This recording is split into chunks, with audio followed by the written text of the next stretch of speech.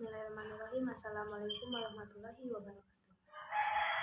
Perkenalkan, nama saya Arsyadika Rizky dari Prodi BKPI kelas 2B dengan NIM 2115030. Mata kuliah Teori Kepribadian. Dosen pengampu Ibu Puri Handayani MA. Baiklah, di sini saya akan menjelaskan tentang teori kepribadian dalam paradigma behaviorisme Neil E. Miller dan John Dollard. Sejarah singkat tentang John Dollard dan Miller. Jadi John Dollard lahir di Menasa, Wisconsin pada 29 Agustus 1900. Sedangkan Neil E. Miller dilahirkan di Milwaukee, Wisconsin pada tanggal 3 Agustus 1909. Jadi dari teori ini yang ditemukan oleh Dollard dan Miller bahwa mereka beranggapan kebiasaan itu merupakan salah satu elemen dalam struktur kepribadian. Kemudian bagaimana Dollard dan Miller menjelaskan dinamika kepribadian, perkembangan kepribadian, serta tingkah laku abnormal. Baiklah, selanjutnya saya akan menjelaskan tentang struktur kepribadian. Jadi, kebiasaan atau habit itu adalah satu-satunya elemen dalam teori Dollard dan Miller yang memiliki sifat struktural. Habit adalah ikatan atau asosiasi antara stimulus dengan respon yang relatif stabil dan bertahan lama dalam kepribadian.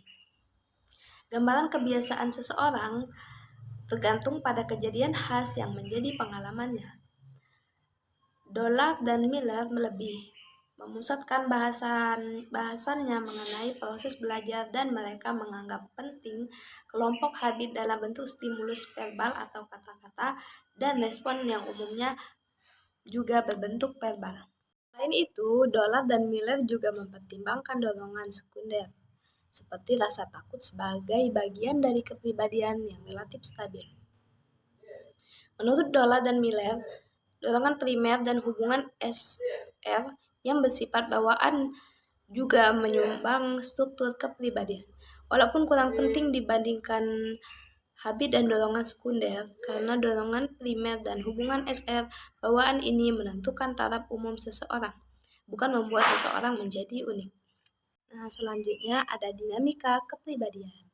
Dinamika kepribadian meliputi yang pertama itu ada motivasi atau dorongan, yang kedua proses belajar, dan yang ketiga proses mental yang lebih tinggi, yang keempat model konflik, dan yang terakhir ada ketidaksadaran.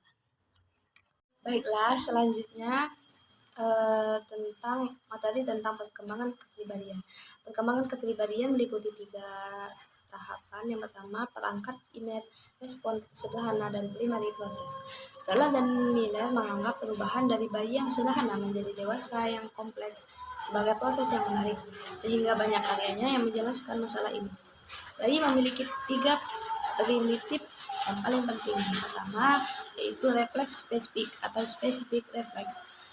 Jadi bayi memiliki refleks yang spesifik, kebanyakan berupa respon tertentu terhadap stimulus atau kelompok stimulus tertentu. Yang kedua ada refleks bawaan yang hierarki atau innate hierarchies of response.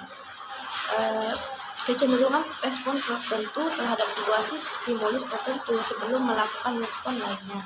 Yang ketiga yaitu ada dorongan primer atau primary drive ini. Jadi dorongan primer ini memotivasi bayi untuk melakukan sesuatu, tetapi tidak menentukan aktivitas spesifik apa yang harus dilakukan. Nah, dan yang kedua ada konteks sosial. Dollard dan Miller menekankan saling ketergantungan antara tingkah laku dengan lingkungan sosio-kultural bagi Dollard dan Miller. Prinsip-prinsip belajarnya dapat diterapkan lintas budaya. Dollard dan Miller yakin bahwa tingkah laku orang dipengaruhi oleh masyarakatnya. Selanjutnya yang ketiga yaitu situasi pembelajaran atau training situation. Dollard dan Miller mengemukakan 4 hal yang mudah menimbulkan konflik dan gangguan emosi, yaitu yang pertama situasi makan atau feeding situation. Yang kedua, pendidikan kebersihan atau cleanliness training. Dan yang ketiga, ada pendidikan seks awal atau early sex training. Terakhir, ada pengendalian marah dan agresi atau anger anxiety.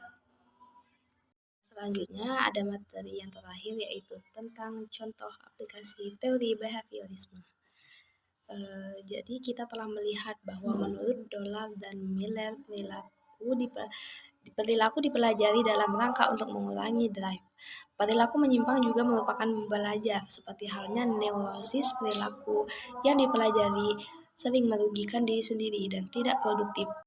Contohnya ada seorang pemuda yang memiliki ayah yang keras dan otoriter. Mungkin pada awalnya pernah belajar caranya bereaksi untuk menghindari kemarahan sang ayah. Ia dapat membedakan antara sikap ayahnya dan sikap figur otoritas lain dalam hidupnya. Pemuda itu mungkin menggeneralisasi tanggapannya terhadap ayah kepada semua figur otoritas yang sebenarnya otoriter. Jadi, pada tahun 1950, Dolar dan Miller menyatakan bahwa konflik neurotik diajarkan dan dipelajari pada masa kanak-kanak. Terapi yang digunakan agar efektif dan produktif menurut Dolar dan Miller adalah dengan mengganti kebiasaan baru yang lebih adaptif. Mungkin hanya itu materi yang dapat saya sampaikan. Apabila ada kata-kata yang kurang, saya mohon maaf.